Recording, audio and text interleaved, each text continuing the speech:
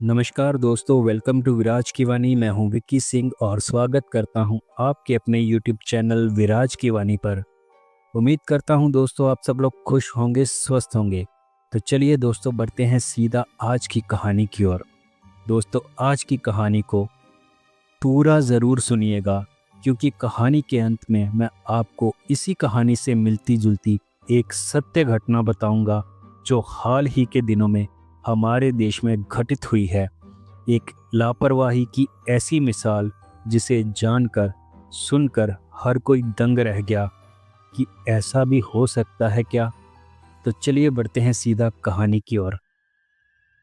बरेली के पास गंगा नदी पर बना एक पुल सालों से अधूरा और सुनसान पड़ा था।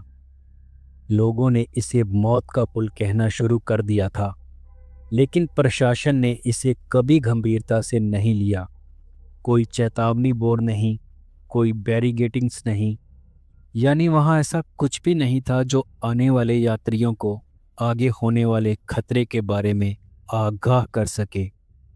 वह जगह भले ही शांत लगती थी, लेकिन स्थानीय लोग कहते थे कि वहां कुछ अजीब होता है, कुछ ऐसा रहस्यमयी जिसके बारे में कोई नहीं जानता, मगर जो भी जाता है उसके साथ वहां कोई अनहोनी घटना होके ही रहती है।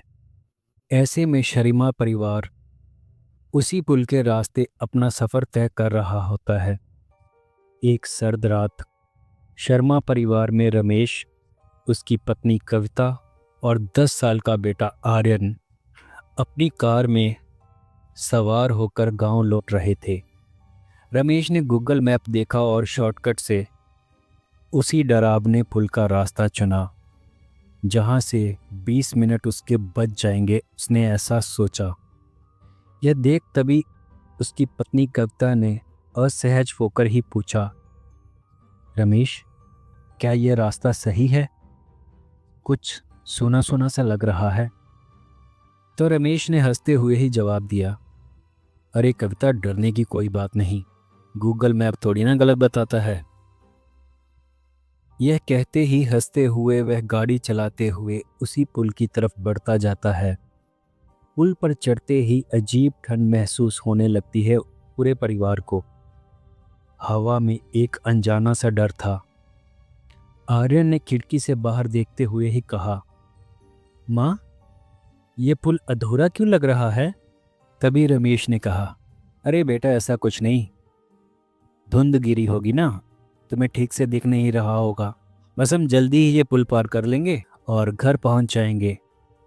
तेज रफ्तार से बढ़ती हुई कार जैसे ही बीच पुल पर पहुंची, अचानक एक तेज आवाज गूंजी, जैसे किसी ने जोर से चीख मारी हो। कार का इंजन लड़खड़ा गया और पूरी रोशनी एक पल के लिए बंद हो गई। जब सब कुछ सामान्य हुआ तो रमेश ने पाया कि कार का ब्रेक अचानक से काम नहीं कर रहा।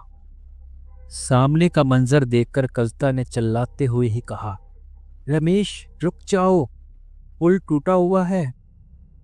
लेकिन तब तक देर हो चुकी थी। कार सीधे 50 से 60 फीट गहरी खाई में गिर गई। चारों तरफ अंधेरा छा गया। जब वहां बचाव दल पहुंचा तो तीनों को अस्पताल ले जाया गया, मगर डॉक्टरों ने उन सभी को वहां मृत घोषित कर दिया। उन सब का अस्पताल में पोस्टमार्टम होने के बाद सभी शवों को मोर्चरी में रख दिया गया। लेकिन उसी रात कुछ भयानक हुआ। मोर्चरी में रखे शवों में से एक रमेश का शरीर अचानक हिलने लगा। रात की ड्यूटी पर मौजूद गार्ड ने जब उसे देखा और डर के मारे वह भाग खड़ा हुआ। लेकिन गार्ड की चीख सुनकर अन्य कर्मचारी जब वहां पहुंचे तो वहां का मंजर देख उनके भी हाथ पांव फूल गए। वहां रमेश का शव खड़ा था, लेकिन उसकी आंखें एकदम सफेद थी और वह धीरे धीरे कुछ बड़बड़ा रहा था। वो पुल अधूरा नहीं था, वो इंतजार कर रहा था। अगले दिन अस्पताल के कर्मचारियों ने उस गार्ड और उन कर्मचारियों से पूछताछ करने की कोशिश की जिन्होंने रात का मंजर देखा था, लेकिन उन सब की बातों का कोई सिर पैर नहीं था।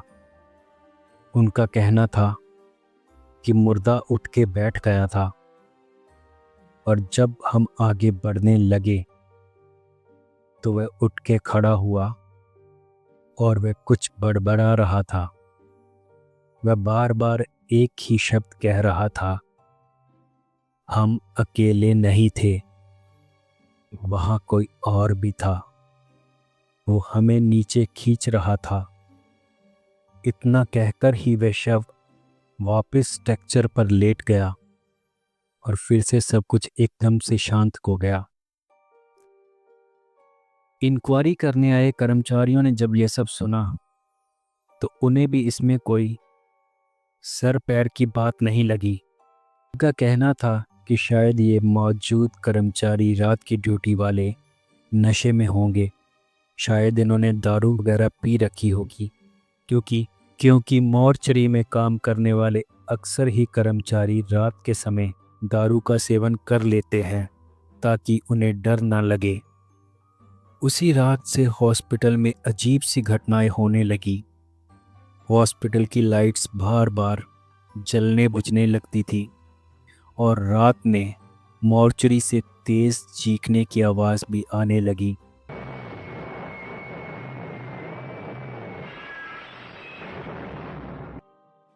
वो डॉक्टर्स जिन्होंने उन तीनों शवों का पोस्टमार्टम किया था, उन्होंने बताया कि उन शवों पर जलने के निशान देखे गए थे, जैसे किसी ने उन्हें आग में झोंक दिया हो।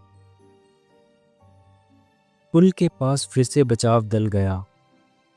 जब वे वहां पहुंचे तो उन्होंने पुल पर कुछ अजीब से निशान देखे, जैसे किसी ने खून से भरे पंजों के निशान उस पुल पर कई जगह लगाए हों। पूछताछ करने पर वहां के स्थानीय लोगों ने बताया कि उस पुल पर पहले भी कई दुर्घटनाएं हो चुकी थी। उन दुर्घटनाओं में बहुत से लोगों की समय से पहले ही मौत हो चुकी थी और उन सब मरे हुए लोगों की आत्माएं अभी भी उस पुल को अपना ठिकाना मानती हैं। रात के समय उस पुल से कई बार अजीब सी डरावनी चीखने की आवाज़ें गूंजती हैं, इसीलिए स्थानीय लोग कभी भी उस पुल की तरफ नहीं जाते। रमेश की मौत तो उसी हादसे में हो चुकी थी, लेकिन मॉर्चरी में रखे उसके मृत शरीर के चेहरे पर अजीब सी मुस्कान थी, मानो वो कुछ ऐसा देख रहा हो जो दूसरे नहीं देख पा रहे हों।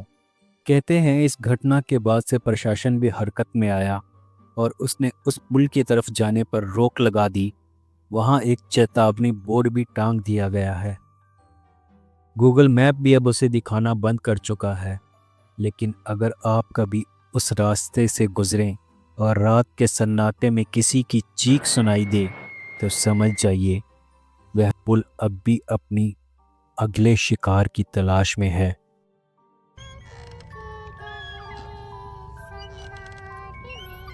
ये रही एक कहानी की बात। तो चलिए अब आपको बताता हूँ एक सत्य घटना जो हमारे भारत की ही है, जहाँ हमारे बेदर्द कंतर ने ले ली 3 मासूम जानें। हुआ दरअसल ये दोस्तों, 3 दोस्त कौशल कुमार, विवेक कुमार और अमित अपने एक सफ़र पे जा रहे होते हैं। इन्हें नहीं पता था कि जिस सफ़र से ये गुज़र रहे हैं ये इनका आखिरी सफ़र होने वाला है। बरेली के फरीदपुर कोतवाली थाना क्षेत्र से गुजरने वाली रामगंगा नदी पर फरीदपुर और बुदायूं के दातागंज को जोड़ने वाले अधूरे ओवरब्रिज से ये अपनी कार लेकर जा रहे थे। ये अपने सफ़र पर हंसी मजाक करते हुए बढ़ रहे थे। नहीं पता था कि जिस पुल पे ये चढ़ चुके हैं वो पुल शुरू तो होता है और दूसरी तरफ ख़त्म भी, लेकिन बीच में वो पुल टूटा हुआ है। पिछले 8 साल से ये पुल निर्माण अधीन है और इस पुल के स्टार्टिंग पर और दूसरे छोर पर कोई भी रोक टोक, कोई बैरिगेटिंग्स या कोई सिक्योरिटी गार्ड, कुछ भी चेतावनी बोर्ड नहीं लगा जिससे किसी को ये पता चल सके कि इस ब्रिज पे जाना जानलेवा है, ये ब्रिज बीच में टूटा हुआ है। तो ये दोस्त गूगल मैप देखते हुए जा रहे थे, क्योंकि गूगल मैप में यहाँ इन्हें एक ब्रिज दिखाया था जो शॉर्टकट था। अब दोस्त हंसी मजाक करते गाड़ी चलाते हुए जा रहे हैं और अचानक इनकी कार 50 फीट नीचे जाके खाई में गिर जाती है उस टूटे हुए पुल से, जबकि ये गाड़ी कंट्रोल ही नहीं कर पाते। अचानक से इनकी गाड़ी सीधा नीचे गिरती है और मौके पर ही तीनों की मौत हो जाती है। अब इतनी बड़ी घटना होने के बाद जैसा हमारे यहाँ होता है, आरोपों का दौर शुरू हो जाता है। कभी पुलिस पर, कभी वो कृषि विभाग पर, कभी वो पुल बनाने वाली कंपनी जिसको ठेका दिया गया है, कभी वो सिक्योरिटी एजेंसी को जिसकी ये जिम्मेदारी थी कि वहाँ सिक्योरिटी का भी इंतज़ाम हो। लेकिन कुछ भी हो, 3 मासूम जिंदगियां जा चुकी हैं और ये लापरवाही की बहुत बड़ी घटना है और ये हमारे बरेली भारत की ही है। ये जो दोस्तों आप तस्वीर देख रहे हैं, ये बेचारे उन्हीं मृतकों की तस्वीर है और ये दैनिक भास्कर की खबर है जो फ्रंट पेज पे छपी है। और फिर हम कहते हैं भारत विकास की ओर बढ़ रहा है। दोस्तों, सोचने वाली बात है। आज भी हम छोटी छोटी चीज़ों को नज़रअंदाज कर देते हैं और बहुमूल्य जिंदगियां गंवा देते हैं। ये एक सत्य घटना है। आप में से बहुत लोग इस घटना के बारे में जानते भी होंगे। खैर, जो भी हो दोस्तों, बस आप ये बताइएगा कि आपको आज की ये वीडियो कैसी लगी